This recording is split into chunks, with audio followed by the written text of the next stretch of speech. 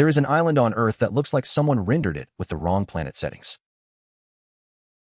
Umbrella-shaped trees, white dunes falling into turquoise water, caves, cliffs, coral reefs, and forests that feel borrowed from another world. This is Socotra, and its most famous symbol is the dragon's blood tree. From a distance, these trees look like giant green umbrellas growing out of red stone. Cut the bark, and the tree can release a dark red resin. For centuries, people called it dragon's blood. But this tree is not strange for decoration. Its shape helps catch mist, create shade, and protect life beneath it. Socotra sits in the Arabian Sea, near the mouth of the Gulf of Aden, isolated by water, wind, and time. When life is cut off for millions of years, it starts solving problems in ways we almost never see anywhere else. Socotra is not only one island. It is an archipelago, for islands and 2 rocky islets in the northwest Indian Ocean. Geologically, Socotra is a continental fragment, tied to the ancient edge of Africa and separated into its own evolutionary theater. Then there are the bottle trees, with swollen trunks that store water through long dry seasons. And beneath the surface, limestone caves open like hidden rooms inside the island. In places like Hawk Cave, Socotra becomes more than a landscape. It becomes an archive of water, stone, and time. Dragon's blood resin helped make Socotra known far beyond its shores, moving through ancient trade routes as dye, medicine, pigment, and legend. Look up from below, and a dragon's blood tree can feel like a living cathedral. The desert rose grows like a sculpture, swollen trunk, pale bark, and flowers that look almost too delicate for such a harsh place.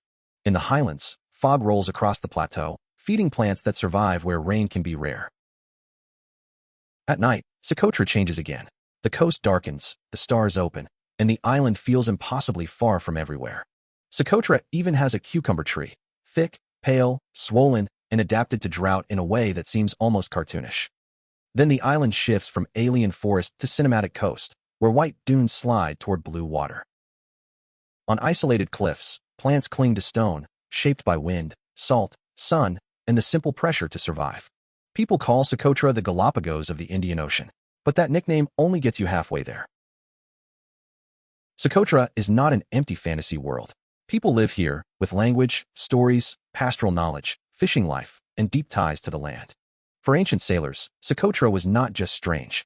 It was valuable, sitting near routes between Africa, Arabia, India, and the Mediterranean world. When a place looks this unusual, myths follow. Sailors carried stories of impossible trees, rare medicines, and mysterious shores. But the real island is more interesting than the myth, because the real island is vulnerable. One of the simplest threats is also one of the hardest. Goats eat young seedlings before the next generation of trees can grow. Cyclones can tear through landscapes that took centuries to build. A single storm can damage trees older than nations. And around the coast, fishing is not a postcard. It is work, memory, food, and daily life. Pastoral life is part of Socotra too. Conservation here is never only about plants. It is also about people and survival. Some birds here carry Socotra's isolation in their feathers. The island is a refuge written in wings. The limestone canyons cut through the land like open pages, showing how water and time shape the island's bones. Seasonal winds shape everything here: travel, plants, moisture, coastlines, and the rhythm of island life. Socotra is not only a land wonder. Its reefs and coastal waters make it a biological borderland above and below the sea. Imagine an ancient camp near the shore, firelight, resin, sailors, stories, and a strange island becoming known across oceans.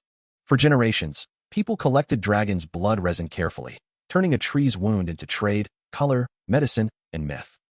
A protected seedling may look small, but on Socotra it can mean the difference between a living forest and a museum of old giants. After a cyclone, the island can look wounded. Branches break, soil moves, and old trees stand like survivors of a battle. In nurseries, conservationists and local communities try to grow the future one fragile plant at a time. This is the choice in front of Socotra: a protected living landscape, or a rare world slowly reduced to memory. Stand under a dragon's blood tree, and the alien feeling changes. It stops feeling alien.